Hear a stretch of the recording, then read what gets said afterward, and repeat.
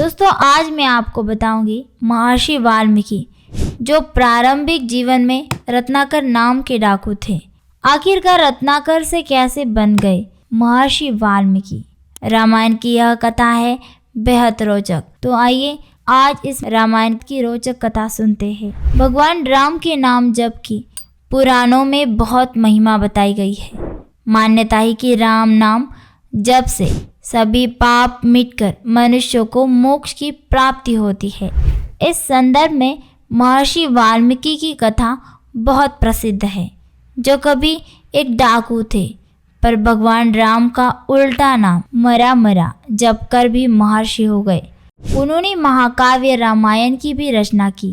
तो आइए हम आपको उन्हीं वाल्मीकि की कथा बताते हैं।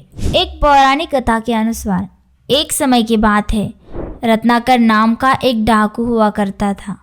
अपने परिवार के भरण पोषण के लिए रत्नाकर चोरी, लूटपाट और राहगीरों की हत्या भी करता था। एक बार एक श्रेष्ठी जंगल के रास्ते से पालकी में बैठकर जा रहा था। घने जंगलों में डाकू रत्नाकर और उसके साथी छुप कर बैठे थे। डाकू रत्नाकर ने श्रेष्ठी का सारा धन और सारे गहने लूटकर कहारों सहित उसकी हत्या कर दी। घटना के बाद उस राज्य के राजा ने पूरे नगर में घोषणा करवा दी कि कोई भी राहगीर अकेला जंगलों के रास्ते से नहीं जाएगा। इसके बाद सभी और भय का वातावरण बन चुका था। हर कोई जंगल के रास्ते से अकेले जाने से भय खाता था। संयोग से एक दिन देवर्षि नारद भी उन्हीं जंगलों से गुजर रहे थे। उन्होंने देखा कि सामने से कुछ राहगीर निर्वस्त्र होकर आ रहे थे। उन्होंने उनसे पूछा कि क्या हुआ, तो उन्होंने बताया कि आगे मत जाइए, अन्यथा आपको भी निर्वस्त्र होना पड़ेगा। लेकिन नारद जी तो नारद जी थे, वे नहीं रुके। आखिरकार हमेशा की तरह डाकू रत्नाकर ने उनका भी रास्ता रोका, लेकिन देवर्षि नारद निर्भय होकर रत्नाकर की आंखों में आंखें डालकर खड़े थे। यह देखकर रत्नाकर बोला, तुम्हें मुझसे भय नहीं लगता ब्राह्मण? देवर्षि बोले, भय कैसा? रत्नाकर बोला, मैं डाकू रत्नाकर हूँ। देवर्षि नारद बोले, नारायण नारायण, तो तुम ही हो वो डाकू जो लोगों को लूटकर उनकी हत्या कर देते हैं। लेकिन मैं तुमसे भयभीत नहीं हूँ, मैं निर्भय हूँ। रत्नाकर बड़े गर्व से बोला, क्या तुम्हें मुझसे डर नहीं लगता ब्राह्मण? देवर्षि नारद बोले, मरने से क्या डरना रत्नाकर, एक दिन हर कोई मरने वाला है। लेकिन क्या तुम निर्भय हो? रत्नाकर बोला, हाँ मैं निर्भय हूँ, मुझे किसी का डर नहीं। हंसते हुए देवर्षि नारद बोले, तो फिर यहाँ जंगल में छिपकर क्यों रहते हो? पाप से डरते हो, राजा से डरते हो या प्रजा से डरते हो? तैश में आकर रत्नाकर बोला, मैं पापी नहीं हूँ और ना ही राजा से डरता हूँ और ना ही प्रजा से। देवर्षि बोले, तो फिर जंगलों में क्यों रहते हो? रत्नाकर बोला, मैं सैनिक था, लेकिन मुझ पर झूठा इल्ज़ाम लगाकर राजद्रोह में देश निकाला कर दिया गया, केवल इसलिए कि मैंने कुछ गलत लोगों का साथ नहीं दिया। ये समाज अपराध को भूल जाता है और अपराधी को कभी क्षमा नहीं करता। इसलिए अब मैं इस समाज से अपना प्रतिशोध ले रहा हूँ। मुस्कुराते हुए देवर्षि नारद बोले, निसंदेह तुम्हारे साथ गलत हुआ है, लेकिन तुम जो कर रहे हो क्या वो सही है? क्या तुम्हारे इस पाप में तुम्हारा परिवार भागीदार होगा? रत्नाकर बोला, यदि मैं पाप भी करता हूँ तो भी मेरे पाप की कमाई ही मेरा परिवार खाता है, इसलिए वो मेरे पाप में भागीदार अवश्य होंगे। और अब ये उपदेश बहुत हो गए ब्राह्मण, अब मरने के लिए तैयार हो जाओ। देवर्षि हंसते हुए बोले, मैं मरने के लिए तो तैयार हूँ, लेकिन पहले ये बताओ कि क्या तुमने कभी अपने परिवार से पूछा है कि वो तुम्हारे पाप में भागीदार होंगे या नहीं?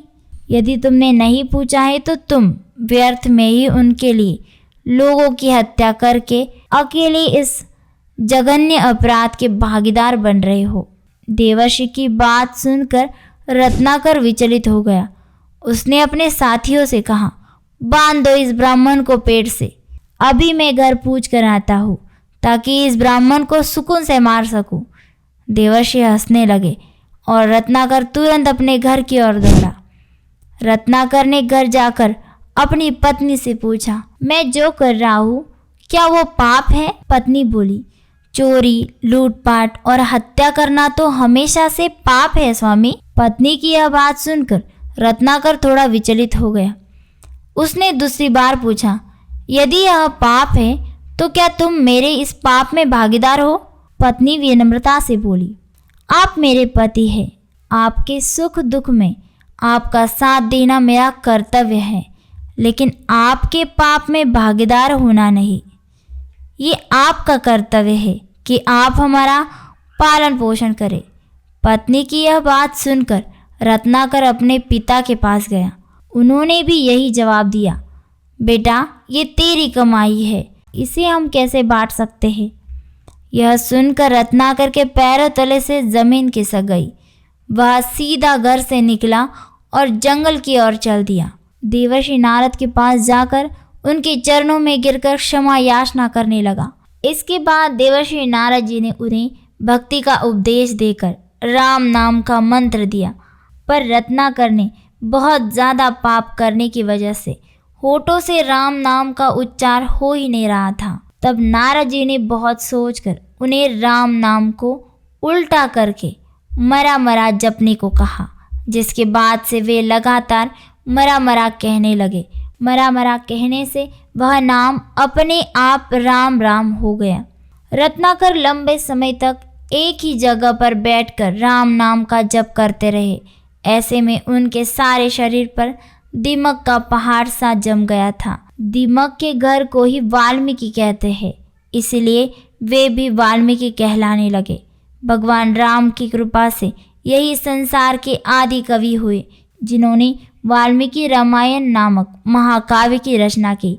इस प्रकार लगातार राम नाम के जप से वाल्मीकि डाकू से महर्षि हुए।